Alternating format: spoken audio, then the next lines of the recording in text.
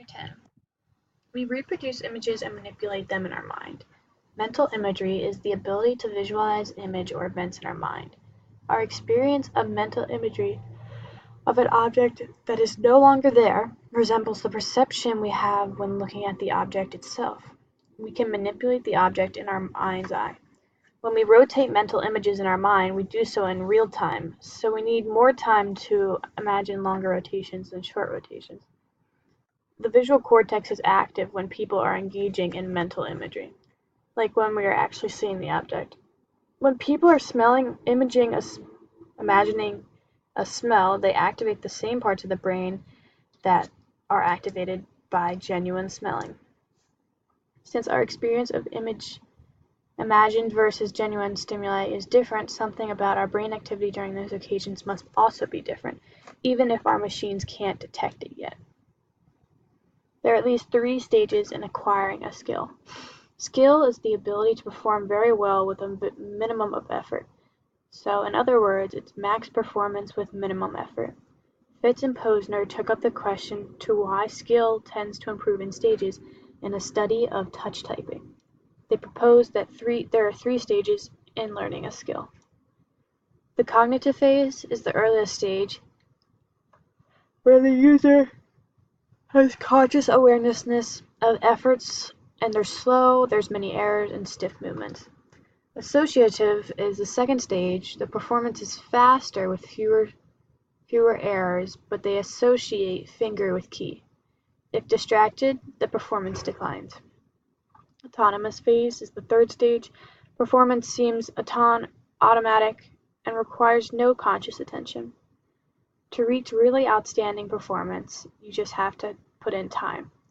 Athletes, music, and chess are areas we tend to think about that a person is born gifted or not. But no one can really become a professional athlete without putting in the time. Achieving excellence depends upon getting a rapid, high-quality feedback, good technique, and more challenging tasks.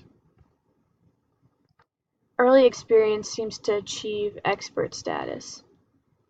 Subliminal perception is when a percipient shows evidence of having perceived a stimulus without being consciously aware of it.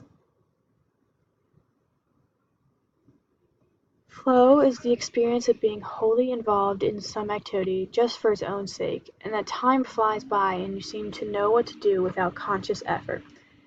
Many people say that they are in the zone or in the groove. The peak performance of flow seems to occur when a highly skilled person is tackling a highly challenging task, like autonomous phase. Some people report that thinking would impair their performance. Attention is a concentration of the mind on a particular object or process. The attentional spotlight is the ability to direct our attention to one part of our visual field. Like attention is a spotlight that we can direct onto different parts of the visual field, which is similar to the cocktail party effect, which is a phenomenon in hearing when a person selectively attends to a particular conversation out of many. They focus on a conversation and it filters out the rest. The lesson is that we have a limited amount of attention. Inattentional blindness, the phenomenon of appearing to be blind to things that we aren't attending to. The gorilla in the video, we demonstrate how much attention matters.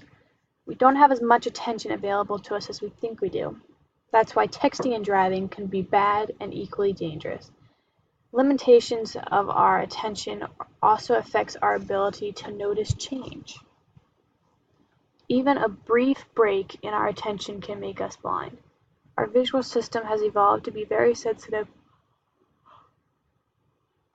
to any change in visual stimuli.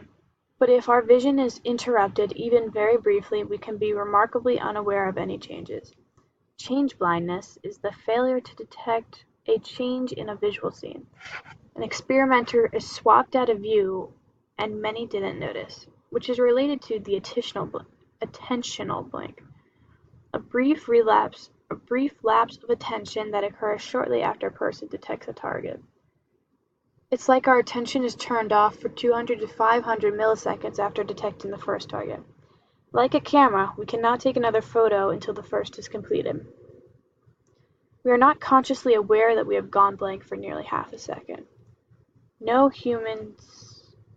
It shows that humans are not necessarily accurate observers. And so that means, how reliable are eyewitness reports?